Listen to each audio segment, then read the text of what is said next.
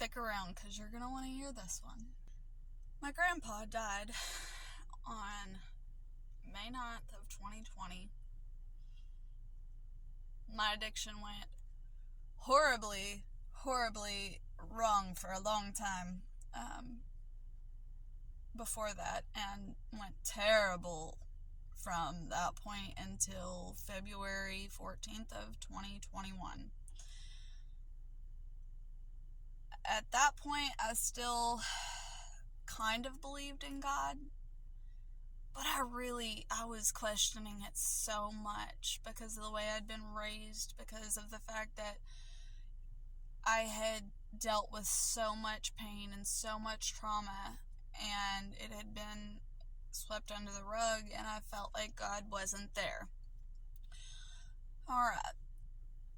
Eventually, at the end of 2021, early 2022,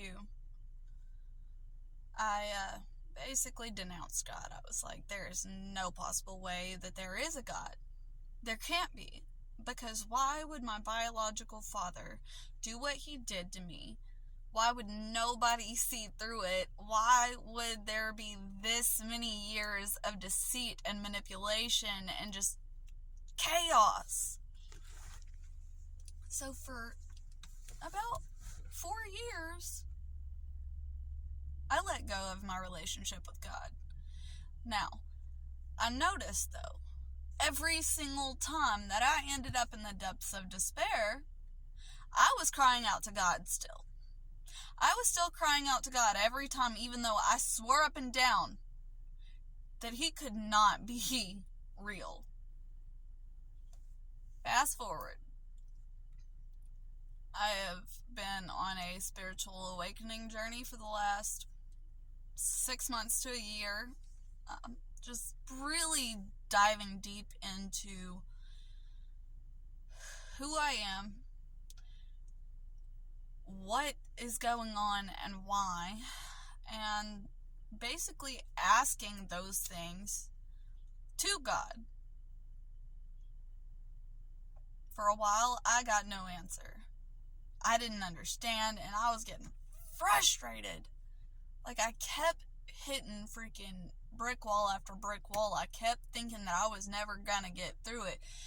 And if anyone who knew me in 2020 met me today and knew who I am today, they would tell you it's two totally different people.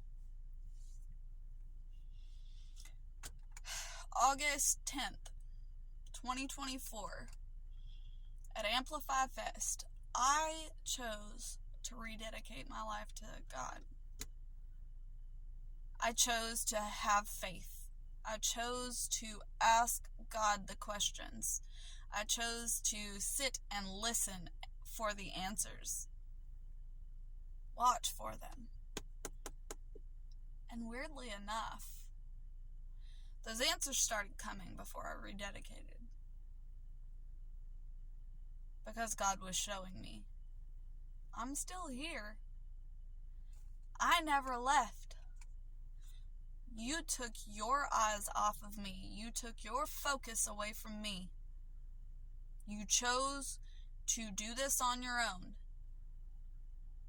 And then there's this misconception of God expects you to be perfect. God gave us free will. He knew that none of us were going to be perfect. We are human and we make mistakes. The point is, you're supposed to ask for forgiveness. He also knew that He was going to put more on us than we could handle. And that sounds so messed up. I understand, because I used to take it that way too. He puts more on us than we can handle, but He will never put more on us than He can handle. He puts these things there for us to be tested. Now, our choices are ours. We get to make those decisions. We're gonna make mistakes, whether we are full blown all the way in on trying to praise and worship and spread the word, or if we're or if we don't believe. God sends you tests, because without a test, without a multitude of tests, really, there is no testimony. If you've never had to go through it,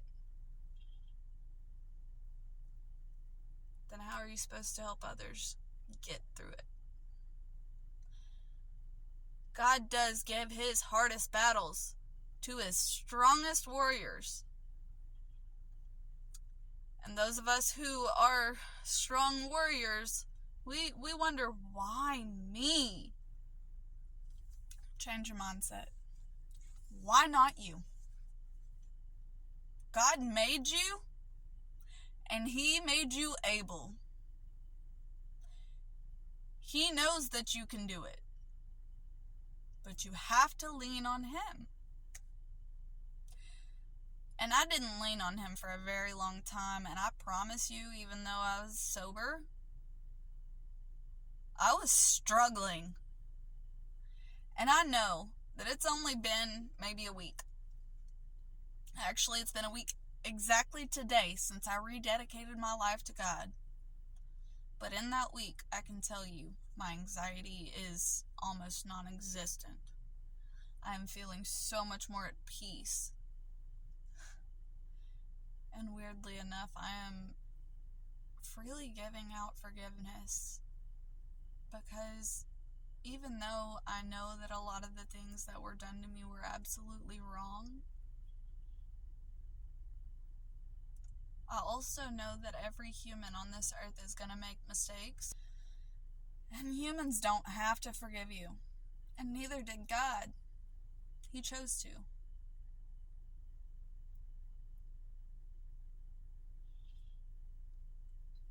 I say all this to say, the prayers that people kept sending up for me paid off.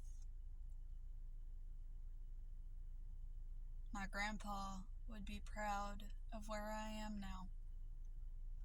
Am I most likely going to be called a hypocrite by many people because I was atheist a year ago and now I am on my pathway with God? Probably. But guess what? I'm prepared for that because of the fact that it does not make you a hypocrite when you learn new information or you learn something and it causes you to know better and you choose to do better. That is not hypocrisy.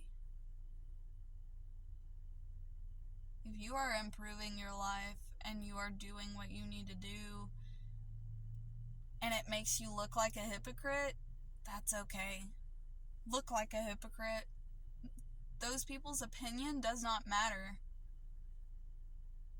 God knows who you are. God knows where you've been. He knows what battles you've faced. He knows what you've made it through, and he knows how he can use you to spread the word throughout wherever he needs it. Let him use you. It'll pay off. But continuing to be miserable because you know that that's what you need, but you don't want society to look at you like a hypocrite. Society is not the one that's going to judge you in the end. It's not the one that's going to be there for you in the end. Society doesn't care. God does. I love you. Have a great day.